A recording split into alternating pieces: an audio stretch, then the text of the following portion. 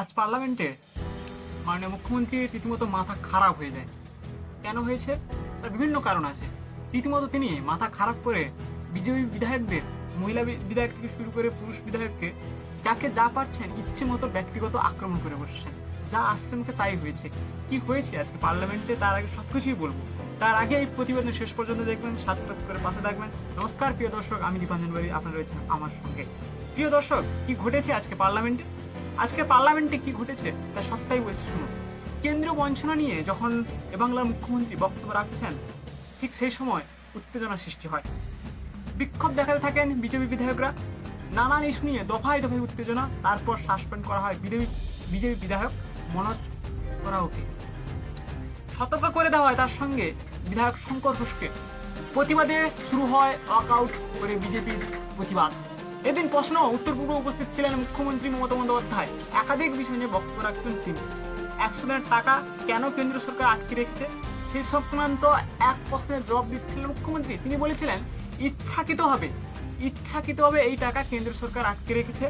একাধিকবার প্রতিনিধি দল এসেও কোনো সমস্যার সমাধান হয়নি। এমনকি এখনকার প্রতিনিধি দল তারা দেখা করতে গিয়েছিল, তাদেরকে 4 ঘন্টা বসে রেখে উল্টে তাদের বিরুদ্ধে মামলা করেছে কেন্দ্র সরকার। মুখ্যমন্ত্রী ভাষণ থামিয়ে শিখা চট্টোপাধ্যায় ঠিক সেই সময় উদ্দেশ্য করে বলে ওঠেন ছোট্ট একটা কথা।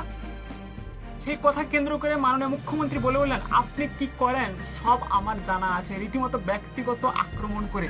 ঠিক সেই সময় বিজেপি বিধায়ক শঙ্কর ঘোষ উঠে দাঁড়ায় এবং প্রতিবাদ শুরু করে। তিনি বলেন, কোনো বিধায়ককে কোনো প্রশ্ন করলে মুখ্যমন্ত্রী তাকে এইভাবে ব্যক্তিগত আক্রমণ করতে পারে না।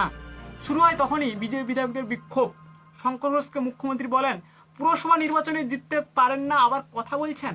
শঙ্কর ঘোষও পাল্টা আক্রমণ করে, তিনিও ছেড়ে কথা বলেননি। তিনি বললেন, আপনি হচ্ছে কম্পার্টমেন্টেড মুখ্যমন্ত্রী, শুভেন্দুর কাছে হেরেছেন। এরপরই শুরু হয় স্লোগান, শাসক এবং বিরোধীদের স্লোগানের পাল্টা স্লোগান। তারপর বিজেপি বিধায়করা চুপ করে থেমে গিয়ে নিজেদের আসনে বসে আবার শুরু হয় পার্লামেন্ট। এদিন বিজেপির পক্ষ থেকে একটি মুলতবি প্রস্তাব বিধানসভা আনা হয়। রাজ্যের সার্বিক শিক্ষা ব্যবস্থা এবং যোগ্য শিক্ষকদের চাকরি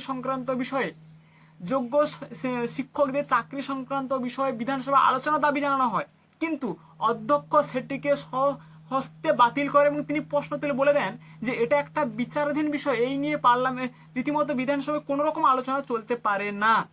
বিজেপি বিধায়করা আবার বিক্ষোভ দেখাতে শুরু করে, স্লোগান দিতে থাকেন তারা। মুখ্যমন্ত্রী সে সময় বিধানসভায় উপস্থিত ছিলেন, যদিও বিরোধী দলনেতা এদিন বিধানসভায় কোনোভাবে উপস্থিত নেই।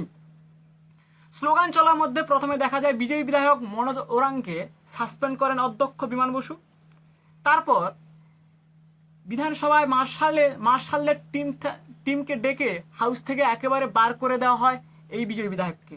প্রতিবাদ আরও তীব্র হয়। এরপর বিজয়ী বিধায়করা ওয়াকআউট করে বেরিয়ে যান।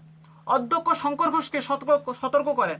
বিধানসভার সিঁড়িতে বসে বিক্ষোভ দেখাতে শুরু করেন বিজেপি বিধায়করা। বিজেপি বিধায়কদের দাবি, একের পর এক বিধায়কদের সাসপেন্ড করে বিরোধী শূন্য বিধানসভা চালাতে চাইছে সরকার। কেউ কোনো প্রশ্ন করলে তার বিরুদ্ধে ব্যক্তিগত আক্রমণ করা হচ্ছে। তারা রীতিমতো বিধানসভার বাইরে তুলসী গাছ সামনে রেখে বিক্ষোভ চালাতে থাকে, প্রতিবাদ করতে থাকে। সরকার বিরোধী স্লোগান, মুখ্যমন্ত্রীর বিরুদ্ধে স্লোগান ছিল বিজেপি বিধায়কদের গলায়। তারপর রীতিমতো মমতা ব্যানার্জি এ বাংলার মুখ্যমন্ত্রী বিরোধীদের ব্যক্তিগত আক্রমণ করছে এবং পার্লামেন্টে কাকে কি বলছে মনে হচ্ছে নিজের মস্তিষ্ক ভারসাম্যহীন পড়ছে। কি বলবেন প্রিয় দর্শকরা? নমস্কার, সুস্থ থাকবেন, ভালো থাকবেন, সঙ্গে থাকবেন।